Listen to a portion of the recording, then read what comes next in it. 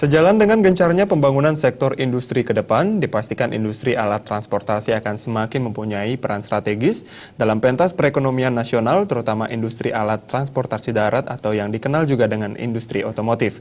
Sehingga pemerintah wajib memberikan dukungan penuh dalam mensukseskan hal tersebut.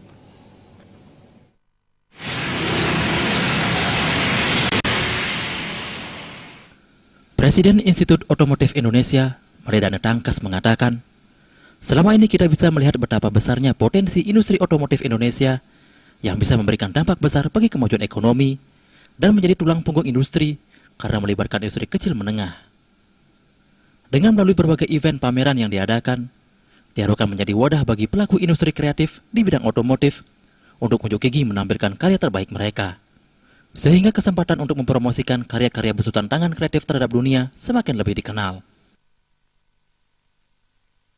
Nanti kita akan siapkan terus ini supaya benar-benar ini menjadi kreasi anak bangsa Indonesia, menjadi nilai tambah anak Indonesia untuk membuktikan inovasinya, kreasinya, bahwa ini di-create bersama-sama oleh anak bangsa, untuk anak bangsa, dan juga pada akhirnya dimanfaatkan, digunakan oleh anak bangsa Indonesia. Selain itu, salah satu program pemerintah saat ini adalah meningkatkan akses dan mendorong pertumbuhan IKM untuk mengisi potensi besar yang terus berkembang. Sehingga ke depannya, industri otomotif harus lebih masyarakatkan dengan meningkatkan jumlah dan kualitas IKM. Alit Putra dan Bayudi,